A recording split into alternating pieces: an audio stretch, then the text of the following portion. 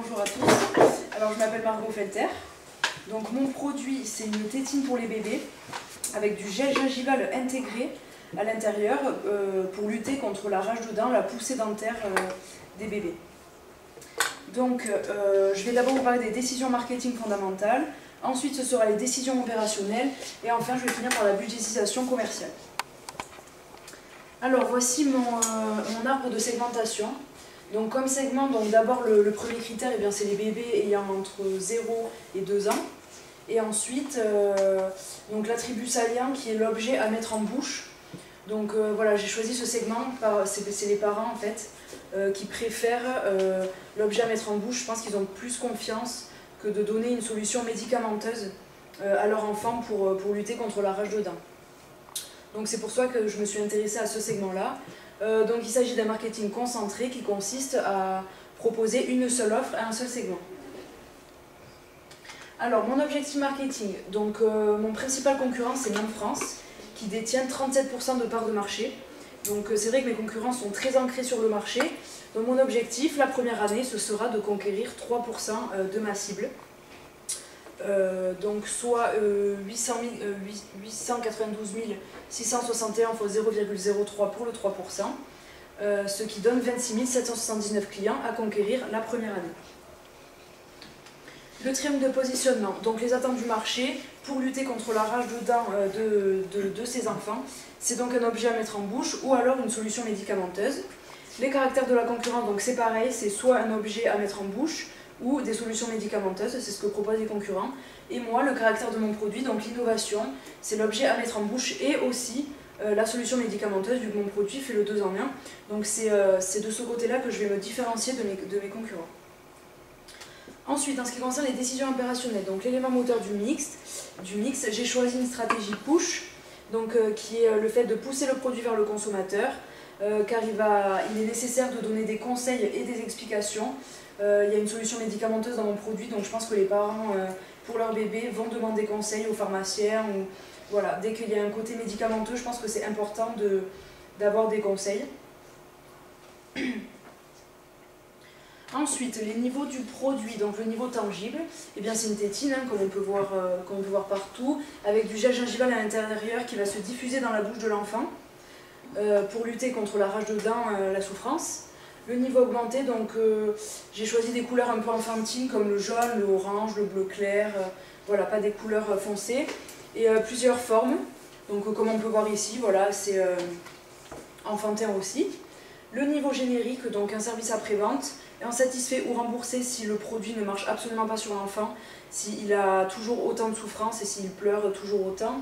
Et des forums spécialisés où les mamans et les papas peuvent parler sur ces forums, poser des questions, échanger sur le produit.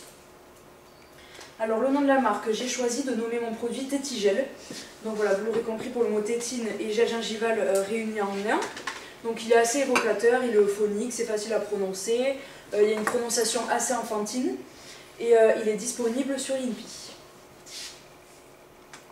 Alors le prix de mon produit, donc le prix public TTC il sera de 8,5 €.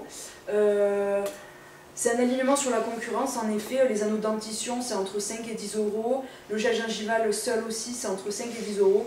Donc voilà, je me suis alignée sur la concurrence et c'est une méthode récente que l'on appelle une politique de prix cible.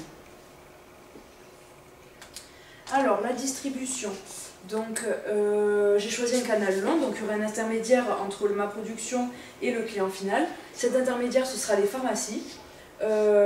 Pourquoi les pharmacies? Parce qu'on retrouve ce côté médicamenteux dans mon produit. Et après des interviews faites avec des parents dans mon cours de recherche commerciale, tous étaient unanimes et m'ont dit qu'ils privilégieraient d'acheter mon produit en pharmacie pour avoir des conseils justement sur le côté médicament de mon produit. Donc c'est important pour eux d'acheter ce produit en pharmacie, ça les réconforte. Donc j'ai choisi ce critère de choix selon le marché, le produit et l'entreprise. La marge commerciale de la pharmacie c'est 36,8%.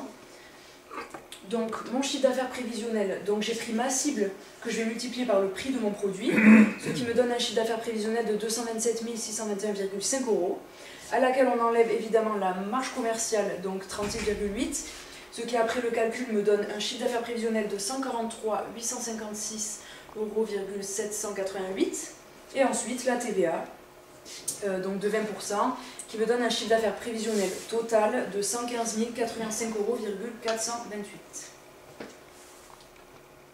Alors, mon budget de communication, donc nous avons pu savoir sur le site du PFR qu'en B2C, le budget de communication est d'environ 10% du chiffre d'affaires prévisionnel. Donc, du coup, j'ai fait le calcul, ce qui me donne un budget de communication total de 11 508 €. Vu que je fais une stratégie push, il y aura plus de communication en point de vente, soit 70%. Donc 8 055 € pour le budget de communication en point de vente et hors point de vente 30%, ce qui me donne 3 000 €, environ 3 500 € de budget. Donc en point de vente, je vais faire des petites affiches, des présentoirs avec des pancartes, des conseils, on pourra avoir de produits, des books photos, etc.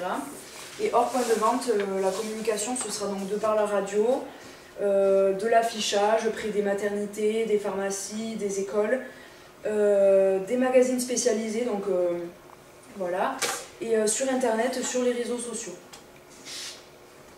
Voilà, merci de votre attention.